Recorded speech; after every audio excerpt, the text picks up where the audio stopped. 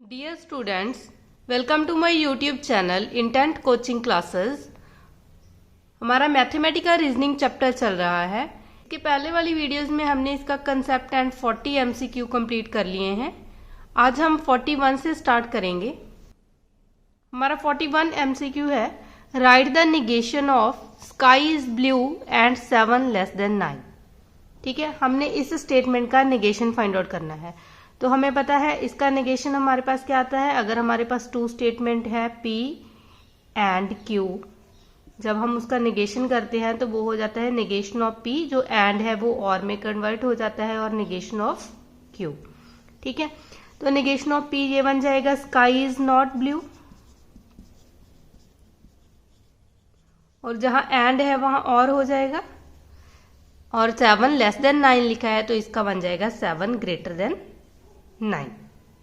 ठीक है, चाहे इसको अगर स्टेटमेंट में लिखा होता तो हम इस तरह भी लिख सकते हैं 7 इज नॉट लेस देन 9।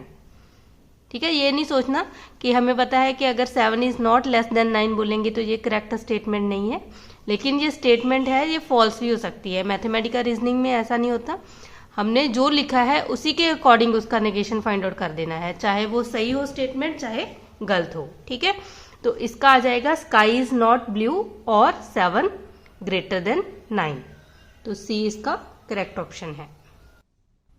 हमारा 42nd सम है, compound statement is a rectangle is a quadrilateral and a hexagon, true false both और नन।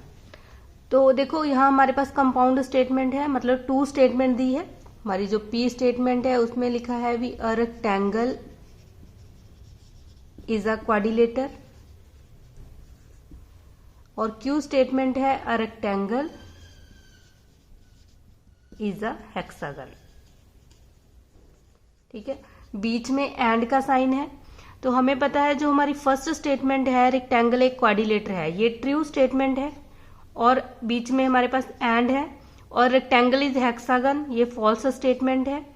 और ट्रू एंड फॉल्स, जब हमारे पास एक ट्रू होता है एक फॉल्स होता है और बीच में एंड का साइन होता है तो ये रिजल्ट ऑलवेज फॉल्स होता है। ठीक है, तो इसका करेक्ट ऑप्शन आ जाएगा बी। हमारा 43rd सम है, if Kota is in India then 7 + 7 is equal to 14। देखो इफ और देन की स्टेटमेंट है, हमें पता है जो हमारी पी स्टेटमेंट है और ये हमारी क्यू स्टेटमेंट है। इसमें लिखा है कोटा इज इन इंडिया, तो पी हमारी ट्रू स्टेटमेंट है, इम्प्लाइज, और 7 + 7 भी 14 होते हैं तो क्यू भी ट्रू स्टेटमेंट है, तो ट्रू इम्प्लाइज ट्रू हमारे पास ऑलवेज ट्रू आता है, तो इसका करेक्ट ऑप्शन आ जाएगा ए। हमारा 44th सम है, right the कंट्रा positive of the statement x is an even number implies that x is divisible by 4। ठीक है, हमें पता है जब हमारे पास कंट्रा पॉजिटिव होता है और p इम्प्लाइज q दिया है तो उसमें क्या होता है कि जो हमारी सेकेंड स्टेटमेंट है उसका नेगेशन हो जाता है और वो आगे आ जाती है, इम्प्लाइज जो फर्स्ट स्टेटमेंट है उसका भी नेगेशन हो जाता है। मतलब हमने उल्टा भी करना है दोनों स्टेटमेंट का और उसका नेगेशन भी करना है। तो यहां से हमारे पास बन जाएगा if x is not divisible by 4 then x is not an even number, तो इसका करेक्ट ऑप्शन आ जाएगा A. If x is not divisible by 4 then x is not an even number. हमारा 45th सम है, which of the following is different from the other.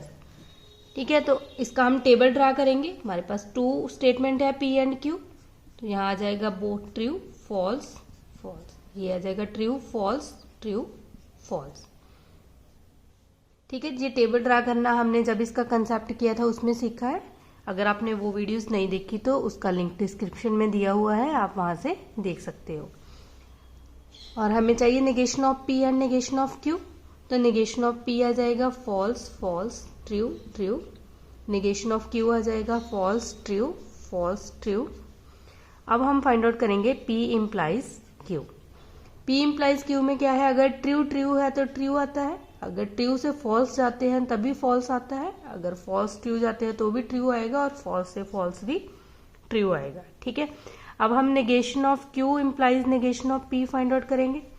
False false true true false false true true true true true.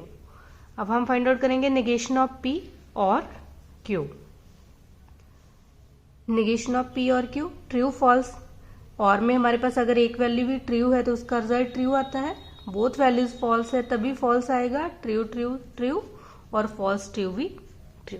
ठीक है, तो इन्होंने पूछा है कि इन तीनों में से कौन सी डिफरेंट वैल्यू है। ये तो तीनों ही टेबल हमारे सेम बन गए, इसका मतलब इसका करेक्ट ऑप्शन आ जाएगा नन ऑफ दीज।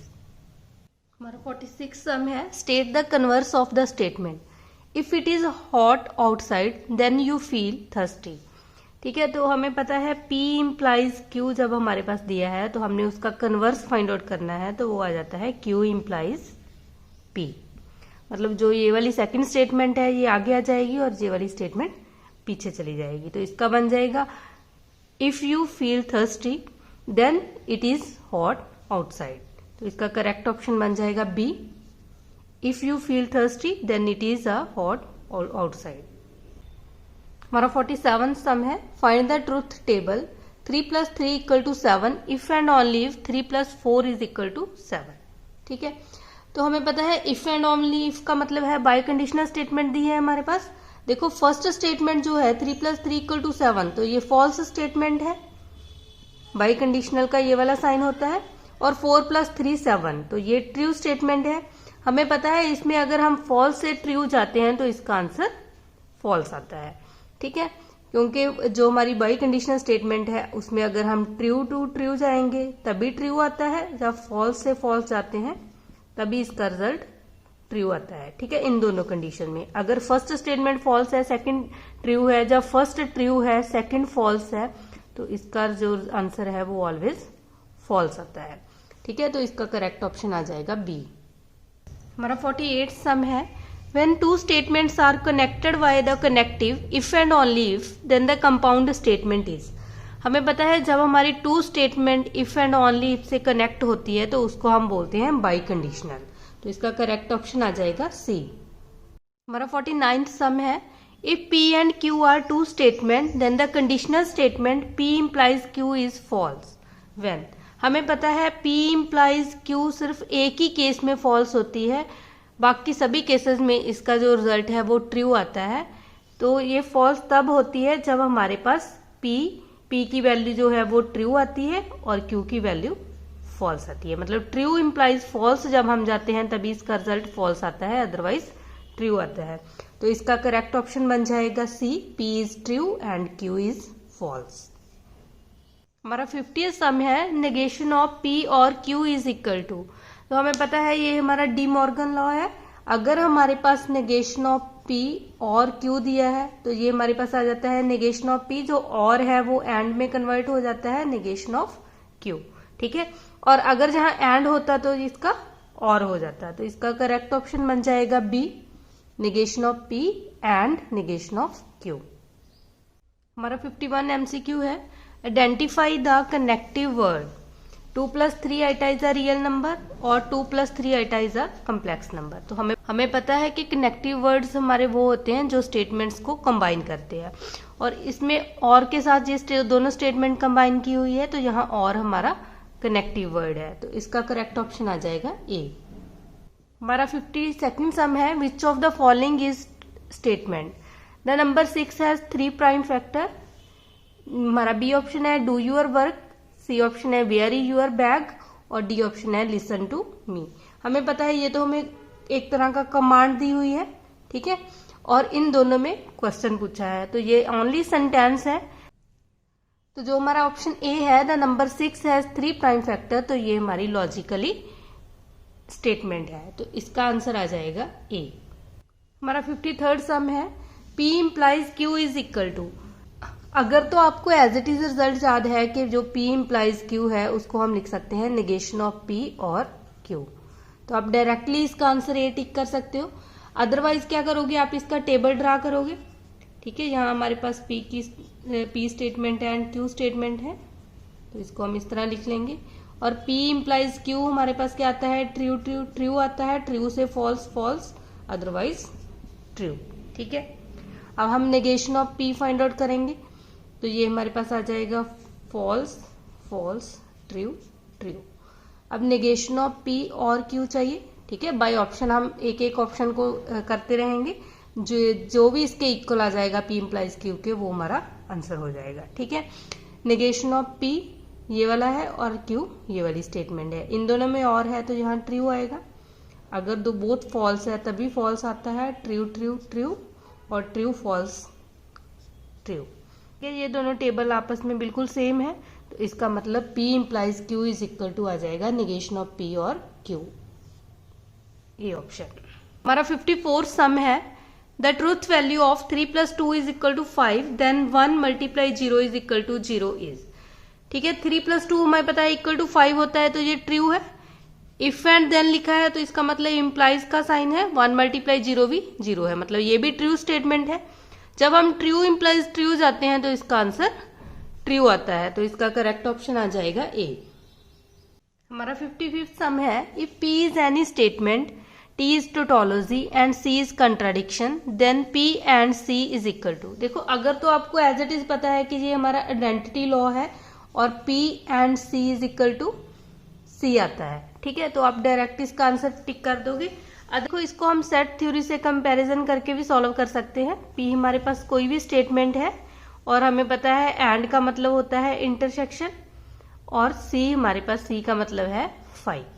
हम किसी भी स्टेटमेंट की फाई सेट के साथ जब हम इंटरसेक्शन करते हैं तो वो ऑलवेज फाई के इक्वल आती है, फाई मतलब C। आप इस तरह भी इसको याद रख सकते हो, अदरवाइज आपको पता होना चाहिए कि आइडेंटिटी लॉ है, यहाँ C का मतलब कंट्राडिक्शन है और कंट्राडिक्शन को हम फाई से डिनोट करते हैं, और T हमारे पास टोटोलॉजी है, टोटोलॉजी को हम यूनिवर्सल सेट के अकॉर्डिंग लेते हैं। ठीक है, तो P एंड C, ठीक है, इक्वल टू C आता है, तो इसका करेक्ट ऑप्शन आ जाएगा ए।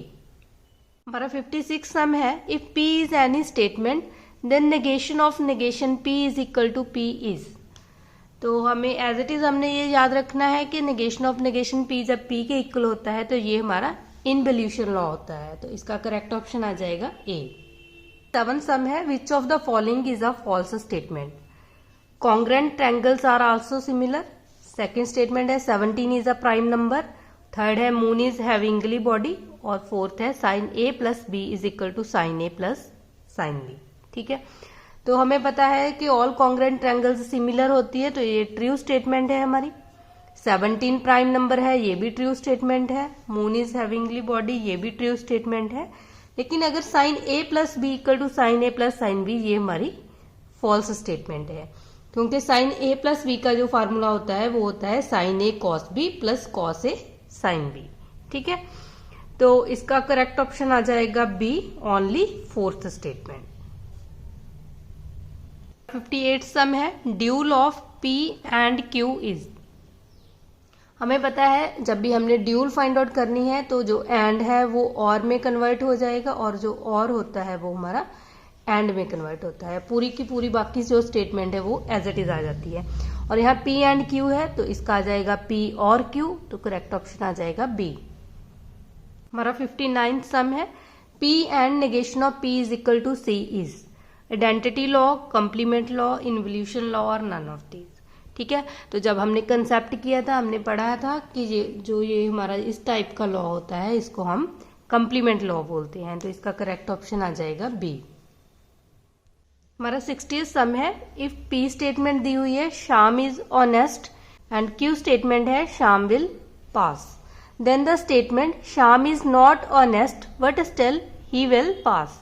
ठीक है, इसको हम किस तरह लिख सकते हैं, देखो फर्स्ट जो P स्टेटमेंट है यहाँ लिखा है श्याम इज नॉट ऑनेस्ट, मतलब इसका नेगेशन किया है, नेगेशन ऑफ P। बट अगर स्टेटमेंट में बट आता है, एंड आता है, बोथ आता है, ठीक है, तो इसको हम डिनोट करते हैं इस तरह, मतलब इंटरसेक्शन का साइन होता है। ठीक है, ही विल पास, इसका मतलब Q statement as it is लिखी है, तो ये हमारे पास बन गया negation of P and Q, तो इसका करेक्ट ऑप्शन आ जाएगा C। हमने इस चैप्टर के 60 MCQ कंप्लीट कर लिए हैं। आज के लिए हम इतना ही करेंगे। अगर आपको मेरी वीडियो पसंद आई है तो लाइक करना और अपने फ्रेंड्स के साथ शेयर भी करना। अगर आप मेरे चैनल पे नए आए हो तो चैनल को सब्सक्राइब करना मत भूलना।